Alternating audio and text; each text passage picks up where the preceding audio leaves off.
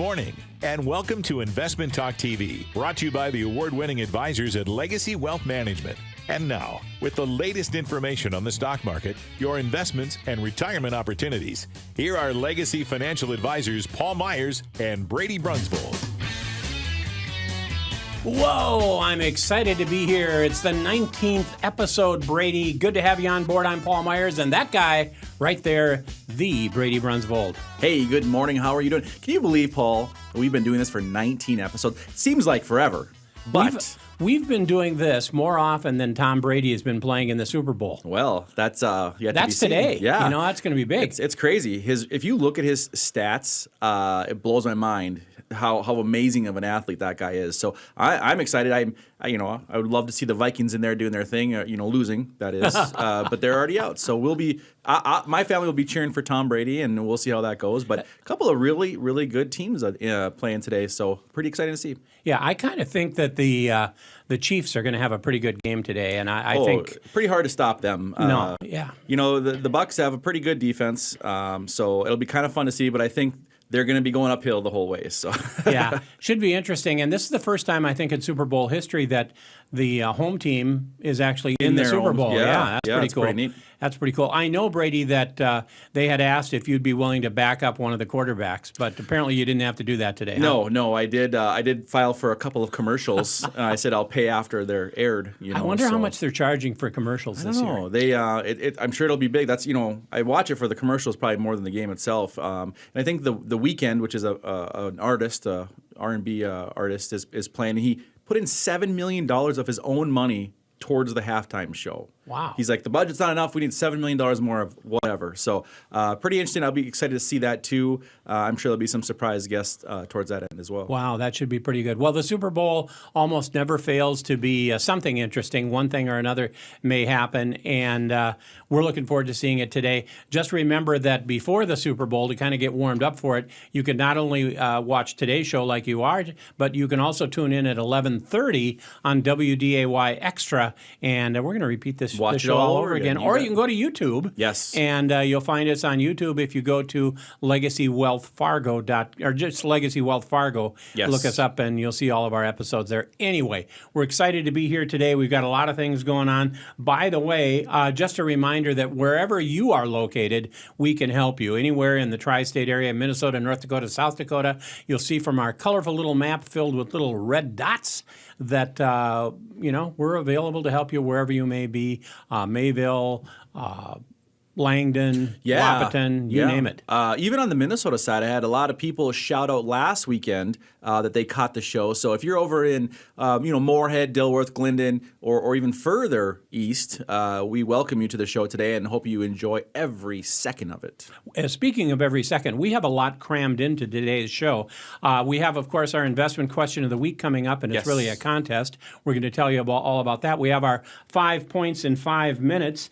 And we have special guests. Special guest. Yeah. He is Hunter Pederson from Legacy Agency in Fargo. We're going to be talking to him in a minute about a very important topic, and that is insurance. Yeah. It's a topic that everybody has to face at some point, whether you're retired or about to be retired or not even close to being retired. Everybody has some kind of insurance, and Hunter's going to talk to us a little bit about that, and he's from Legacy Agency. Of course, we're going to have the Stock Market Week in Review. We've got the viewer's mailbag with some good questions in there. I think we'll keep that zooming along. But in the meantime, I think it's time for the Legacy Wealth Management Investment Question of the Week. It's now time for the Legacy Wealth Management Question of the Week. Hey, this question isn't really a question, is it, Brady? No, this is the last week of our Legacy Question, which is a contest, and we call it the Dow Pick'em Contest. So the question is, we want your guess, where is the Dow Jones Index going to end this coming Wednesday, the 10th, at the end of the session? Whatever you think that number might be, Paul, I think it's right around 31,000 points right now. Wherever you think that might be here in the next 3 days, you're going to want to send us your guess to team@legacywealthfargo.com, whatever you think it might be, up, down, flat, whatever it might be, and make sure you add your name, your phone number, and your address so that we can send you a prize if you are the lucky winner. And we will be gathering those answers here for the next week or so, and we'll make sure we announce the winner next Sunday. Because we're going to give away a pretty cool prize package. We're going to try to get a gift card to one of your local restaurants, wherever that may be, so that hopefully you'll have it in time for Valentine's Day, or you can use it whenever you want to. But, this idea of guessing where the Dow Jones is going to close, we make it into a contest, and it's kind of fun. We want to emphasize we're not really short-term investors. We're not telling people, invest for the next week and see where the market's going to close. We're really long-term investors. We're looking at what the long-term history of the market's going to be. Yeah. But boy, Brady, take a look at the past week or so. Yes. This market's been all over, hasn't it? Up and down 300 or 400 points at a time. Yeah, I would say right now we're right in the middle, Paul, of earnings season for the fourth quarter, which happened right before Christmas time. And earnings are good. We're seeing tons of great numbers. And we'll talk about that a little bit more. But, we've had some speed bumps, Paul. The whole GameStop saga, we'll talk about that, where, it really does damage to investor confidence. And so you see those things come out and the markets go down, even though all of the economic news that we're seeing has been good. Jobs report just came out, was really good. Things look good, generally speaking, but any bad news article right now. Yeah, it moves the market, doesn't it? Yeah, it does a lot. One of my favorite things, Brady, and I suspect it's one of yours too, is when somebody new comes in to visit with us and they're confused or concerned about, should I be going in the market, or where are all my investments being held? Have I been doing the right thing? Yeah. What I get a kick out of is showing how if you're in the right place at the right time, you can do pretty well. And even last year, the year 2020, which was, let's face it, a year of chaos, elections, debates, coronavirus, you name it. Yeah. Lots of confusing things going on. We had an awful lot of good investments out there that we still like a lot of those, Yeah, and of course everybody's risk tolerances are going to be a little bit different, and we'll spend some time talking about. I think that actually that's one of our investment questions of the week from the viewer mailbag. Okay, so we'll talk about that a little bit here later on in the show. But it's one of those things where there's some huge gains last year in the market if you followed certain companies that were up hundreds of %, and there were some that did nothing or even lost money. So it really depends. And Paul, you had a really good point. We have people come in all the time, Paul, that have investments all over town, and they just can't keep track of them. And, I get the idea, all of your eggs in one basket is a bad thing. But when you have a full-time job of just trying to locate all of your different accounts, you're probably not doing it quite right. Yeah, that's right. Hey, well, look, every week we like to take a look at some of the economic trends that have been moving the market. And so every week, that's exactly what we do, especially with the help of one of our researchers, Mick Higley. We take a look at the broad economic trends that are moving the market. We like to convey that to you. We call that the Investment Talk 5 Points in 5 minutes. Every week, the advisors at Legacy Wealth Management, with the assistance of economic researcher Mick Higley, comb the economic reports, and we come up with data and information that's helpful as we analyze the markets and put together our advice. We call this 5 Points in 5 minutes. Brady, I always think it's nice when you get the fun ones. You want to take number one? It's kind of fun. Well, it is fun. The S&P 500, Paul, lost 1.01% in the red for the month of January 2021. Exactly 1/3, 33% of the months over the last 30 years. That's the 360 months from way back in 1991 all the way to 2021 has produced a negative return. So what you're telling me is 1/3 have been down, but 2/3, I did the math on this. That's pretty good. 2/3 were up. Yeah. We like January's, generally speaking. Yes. Let's take a look at the next feature. The S&P 500 closed at an all-time high on Monday, January 25th, 21, finishing the day at 3,855.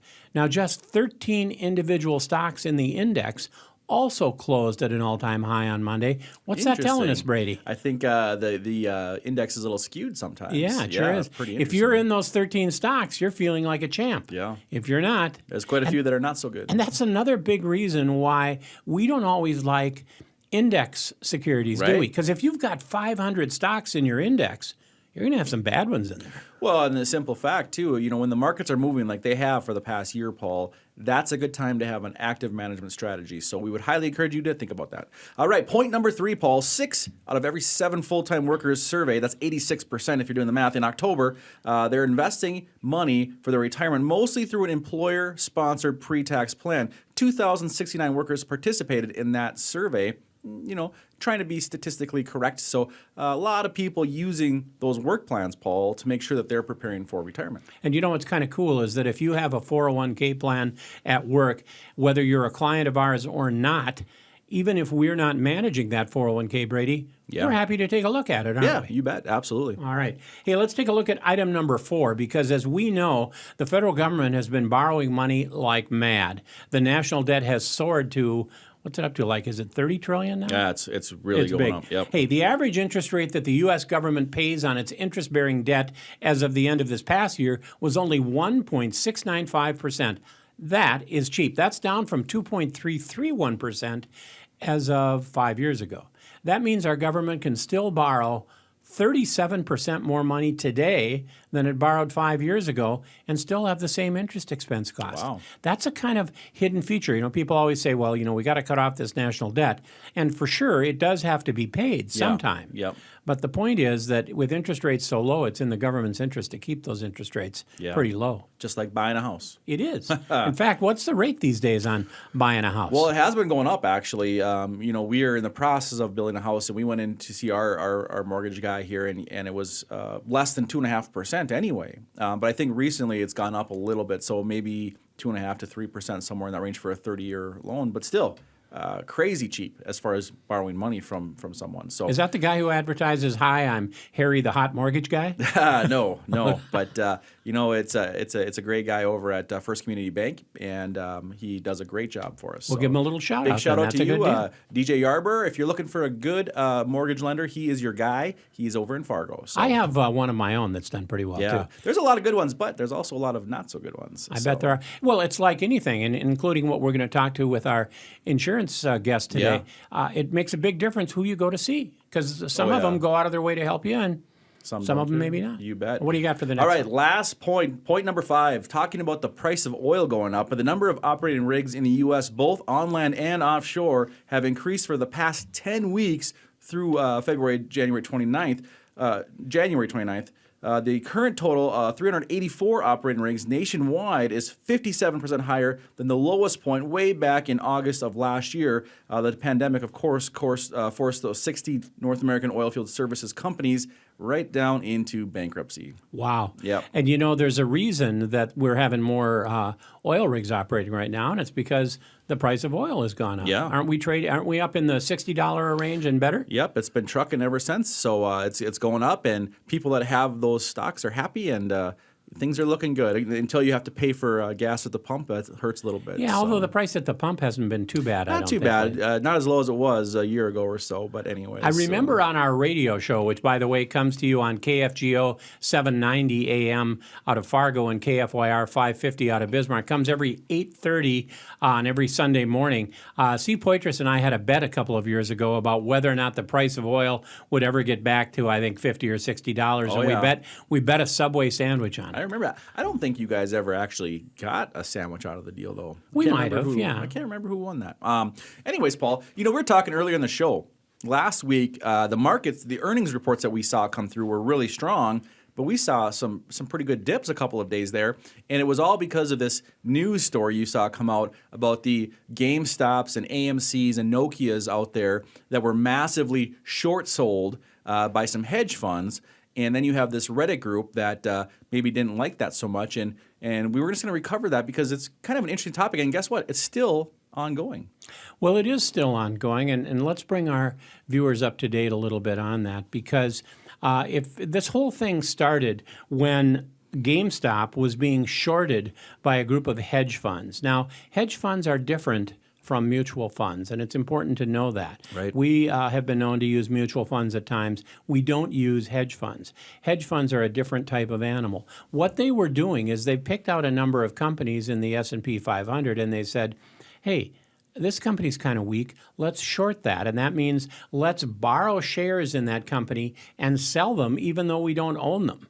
So instead of the usual buy low and sell high, they were selling high with the idea that someday they'd buy back again low. Well, this caused the shares of a particular company like GameStop and AMC to go down, down, down. They were going pretty low. I think GameStop was down to about $4 or $5 a share. It went down there, yeah, absolutely. And pretty cheap. Now, GameStop has its problems, let's face it, Right. because they're an in-person type of retailer, and a lot of people are buying their video games and things like that online. But GameStop was being shorted. In fact, Brady, I think the number at one point they were shorted to the tune of 135 to 300% Yeah. of all of their shares. Yep. So more shares were sold than actually existed, and that caused the price to go down. Well, a group of populist individuals over on an internet board called Reddit, a little bit like Facebook, kind of, and they decided that they were going to band together and go out and buy shares in GameStop Yes. and see if they could drive that price up.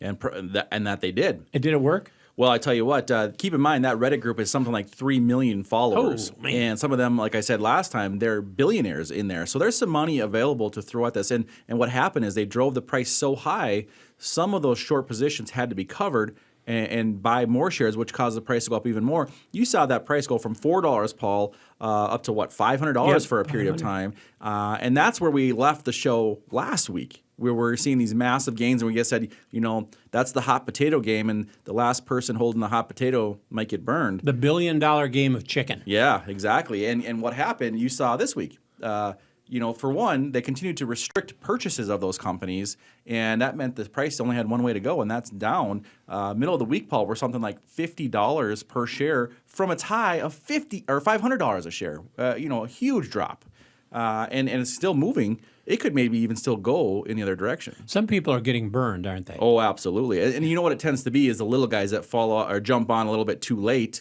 and they bought it for $400 plus, and now all of a sudden it's worth $50 per share. That's a pretty painful loss if you're borrowing money or trying to come up with whatever piece of money you can have to purchase shares of this and jump on the bandwagon. Yeah, I have talked to a number of smaller investors who say, maybe we should go in and buy some GameStop. And I tell them that, just like you say, you're playing with a hot potato there and someone's going to get burned. And most likely, it's like the old story. If you go in to play poker and you can't figure out who the sucker in the room is, Yes. you're it. Yep. And we don't want that. It's just like at that point, it's like going to the casino and you're gambling, really. So Yeah. we do not encourage you to follow that trend. No. Well, anyway, that's a pretty interesting topic. And that's one of the things that we like to do here on Investment Talk TV is talk about what's going on in the market out there, the things that might impact and affect you, because our overall goal is to be of help to you, to be of service to you as you plan and prepare for your retirement, whatever stage you may be in. If you're actively investing right now and a long ways from retiring, that's great. If you're getting close to retiring, let me tell you, there's an awful lot of things we can do for you over at Legacy Wealth Management to help you prepare for those days when you're no longer at work and getting a regular paycheck. One of my favorite questions that came in, which isn't on our list of viewer questions today, but it came from an actual client who said, okay, look, we've put all this money here in with Legacy Wealth Management, and it's growing very well. We're excited about that, and we're going to stop working. How do we get a check back from you guys? Yeah, it's kind of crazy, Paul, how often that question is made and say, well, I've been getting a paycheck from work for the last 40 years. What happens now? And, one of the nice things is if you work with us or someone like us, we take care of that and say, let's go through and figure out a plan so that on the 15th of the month or whatever date you want it to be, there's going to be a check showing up in your savings account and making sure that that is a smooth and flawless transition from working to no longer working and making sure that income stays the same. All right. Well, Brady, it's time to shift gears a little bit and move on to our next segment. Why don't you kind of lead us into that? Yeah. So we're excited to bring on our special guest, and Hunter is a insurance agent that's happy to share some of his experience and expertise in the field of insurance. And Paul, we talk about insurance all the time, and it's one of those things where I hate paying insurance, but if my house ever burns down, it's probably pretty important to have. And I think that's a lot of people have a similar mindset, and we never really know, are we getting the best deal? Are we finding the right products? Are we doing the right thing? And that's where it's important to find someone out there that you can trust and rely on. And we're kind of lucky that we found someone that's maybe able to do that for us. So without any further ado, I'll be happy to invite him. We're happy to be joined this morning by Hunter Pederson, who is a licensed insurance professional from a company with a great name. Yeah? Legacy Agency. Good morning, Hunter, and welcome to Investment Talk TV. We're happy to have you here. Hey, Paul. Hey, Brady. Welcome to be here. I'm excited to be on the air and talk about insurance today. Well, that's great. Hunter, we've got a lot of questions for you, and some of them are harder than others, and we're gonna just throw them out to you and see what you can do with them. Sure. The first thing is that insurance is something that almost everybody has to have. At least that's the way I see it. But most people assume that all insurance is created equal. Is that the case? Is all insurance really created equal? No, absolutely not. All insurance companies have their own way of doing things. It's up to the agent to find what company best works for you. Sometimes it's a hard process to find that, but not all insurance companies are equal. Very good. Yeah. Well, and that brings us to the second question. As far as let's say two neighbors have basically the same house, they have the same car, same situation. What is the likelihood that they're paying the same premiums, or are they getting something totally different possibly? Pretty easy to do to have totally different coverages and maybe be paying way more than you should or way more than your neighbor's paying. Yeah, that's a really good question. I've had that asked many times at our office. My relative has the same vehicle as me, same year, make, and model. Why is it not the same price? Right. Well, credit comes into factor, how many claims they've had come into factor, where you live comes into factor. All those combine into what makes your premium the way it is. So that's Very a really good. good question. So in other words, your claims history, that's important. And the individual's credit history can be important.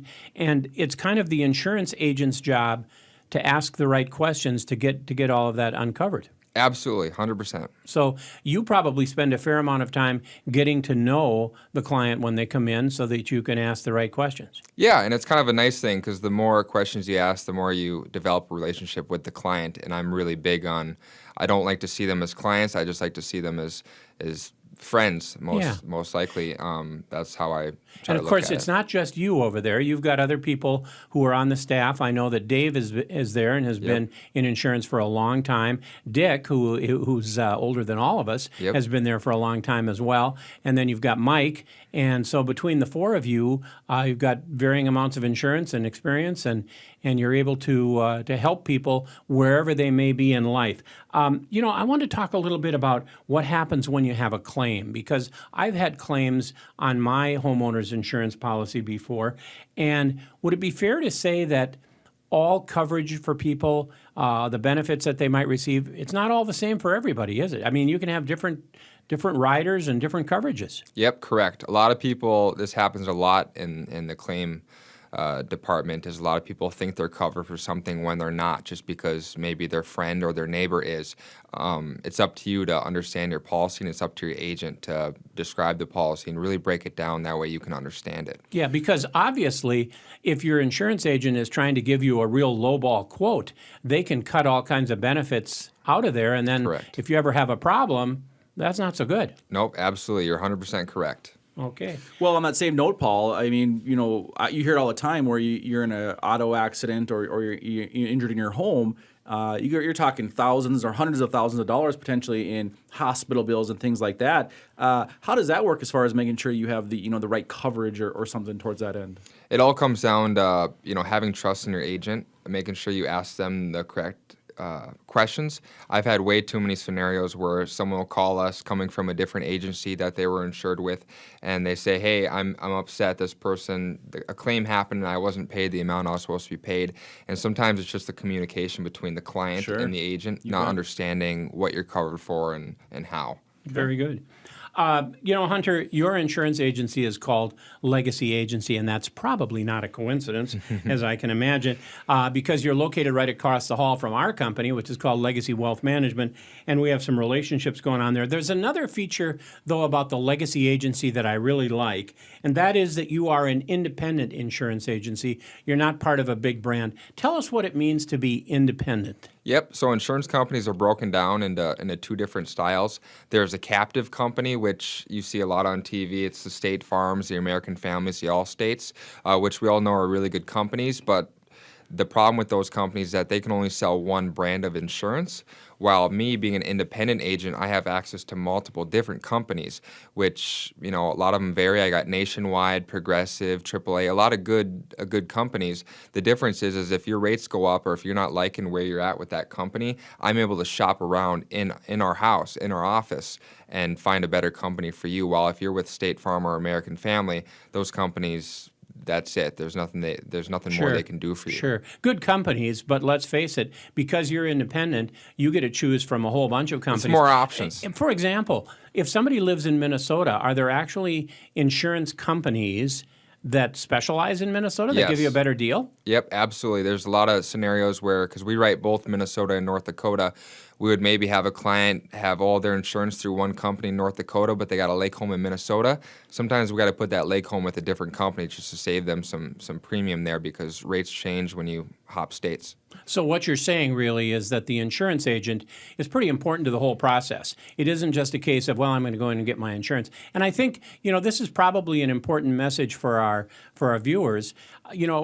Regardless if you're 65 and heading into retirement, or if you're 35 and you're thinking about your home and your autos and things like that, if you've got to get insurance coverage for it, you may be able to save, $500-$600 or more per year in the cost of your insurance, as well as the benefits can be very important if you do have a claim. So I guess the message is, you probably want to make sure you get a hold of an insurance agent that you can feel comfortable with. Speaking of that, if somebody wants to get a hold of you, other than, around the neck or something like that, how do they get a hold of you and the rest of the guys over at Legacy Agency? So our office phone number is 701-365-8288. That is our phone number here in Fargo, and our address is also here in Fargo. It's 1330 23rd Street South, and we're right across the hall from you, so it's pretty easy to find us. All right. Hunter, thanks so much for being our guest on Investment Talk TV, and we're going to zoom along because we've got a couple of other things to talk about. Brady, are we ready to talk about our viewer mailbag? Is that what we're ready to go to? Sure. Yeah, we can do that. Let's talk about the viewer mailbag. All right. Tell us, Brady, what was it? We had one question that we thought was in particular important today. Yes, it's a great question. The question is, can the market keep going higher, and is this a good time to invest in the market? Boy, we get that question All a the lot, time, don't we? Absolutely. Yeah. Well, let's talk about that for just a brief minute. Sure. The market is pretty high. You told us a minute ago we're up over 31,000 on the Dow. Yeah. Is it too high to go in? Well, I tell you, Paul, we're getting past a lot of these speed bumps that we've seen. The COVID looks like it's slowly being tackled with the vaccines, and people are getting over it. The circus of the election's over. Things are looking up. Earnings reports have been fantastic. So everything we see at least points for the very near future in the green direction. I think so. And the question I always ask is, so what do you think is going to happen to the economy and to the population and to the stock market when the coronavirus is in the rear view mirror and businesses start opening up again? Well, there's a lot of pent-up demand. People are excited, and they're going to be out traveling and spending money. Well, very good. Well, Brady, we've covered a lot of things today. We didn't get much chance to take a look. Let's maybe take a quick look at those charts of the S&P 500 and then the NASDAQ so we can kind of see what they look like over the time period. If we've got those charts, let's take a look at how the S&P 500 has been doing and the Dow Jones. Yeah, there's the Dow Jones average. Look at that big hump, and then it came down, didn't it? Yeah, there's a little dip there. That was thanks to some of that GameStop and everything else. But we've made some progress coming back up. All right. Well, very good. Folks, you've been watching Investment Talk TV, brought to you on WDAY Channel 6 and WDAZ Channel 8. For Brady Brunsvold, I'm Paul Meyers. Thanks so much for tuning in. We'll be back again next Sunday.